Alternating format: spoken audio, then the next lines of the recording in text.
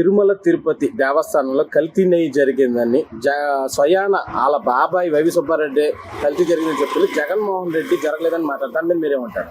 నిజంగా హిందూ దేవాలయపై దాళ్లు, అలాగే సాక్షాత్తు ఆ కలియుగమైన శ్రీ వెంకటేశ్వర స్వామి శ్రీవారి లడ్డూ ప్రసాదాన్ని కల్తీ చేశామని గత ప్రభుత్వంలో ఎవరైతే జగన్మోహన్ రెడ్డి నిర్మించారో చైర్మన్ గా వైవి సుబ్బారెడ్డి ఒప్పుకోవడం జరిగింది. ఇది రాష్ట్ర ప్రజలందరూ చూస్తున్నారు. ఖచ్చితంగా వచ్చేసి మీ చైర్మన్, దేవాదాయ శాఖ మంత్రి చైర్మన్ ఎవరైతే ఉన్నారో ఒప్పుకొని మీరు వచ్చేసి మేము కల్తీ జరగలేదు అని కల్లబొల్లి మాటలు చెప్పి ప్రజల్లోకి డైవర్షన్ చేసి మీరు తీసుకెళ్తా ఉన్నారు. ఇది రాష్ట్ర ప్రజలందరూ కూడా చూస్తా ఉన్నారు. వైవి సుబ్బారెడ్డి సాక్షాత్తుగా ఒప్పుకున్నారు కల్తీ జరిగింది వాస్తవం అని. అంతేకాదు నిన్నటి రోజున చూస్తే మీ వైఎస్ఆర్సీపీ పార్టీ నాయకులు రోజా, జోగి రమేష్ మాట్లాడుకున్న విషయాలు కూడా మనకు బయటకు వచ్చినాయి. చూస్తా ఉంటే మేము పాపం చేశాం, వెంకటేశ్వర స్వామితో పెట్టుకున్నాం, ఏ సైడ్ నుంచి ఏ ప్రమాదకరం స్థితిలో మనం పడిపోతామో అని అది కూడా భయం లేకుండా నవ్వుతూ వెటకారాలుగా మీరు మాట్లాడుతూ ఉన్నారంటే మీ జగన్మోహన్ రెడ్డి ఏ విధంగా మిమ్మల్ని తయారు చేశారో ప్రతి ఒక్క రాష్ట్ర ప్రజలు చూసిన హిందూ దేవాలయాల పైన హిందూ భక్తుల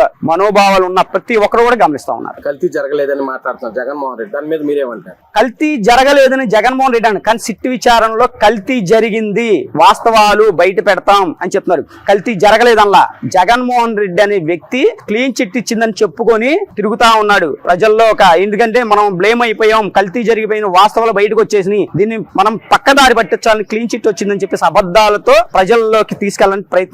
కానీ కల్తీ జరిగింది వాస్తవమే. కొన్ని కెమికల్స్ అంటే బాత్రూమ్ లో వాడుకునే కెమికల్స్ కూడా శ్రీవారి లడ్డూ ప్రసాదంలో కలిపారంటే ఈ దుర్మార్గులు ఎటువంటి దుర్మార్గులు మీరు ఈ హిందూ భక్తులందరూ కూడా గమనించాలి. ఎందుకంటే కులమతాలకు అతీతంగా తిరుపతి శ్రీ వెంకటేశ్వర స్వామి గుడికి వెళ్తారు.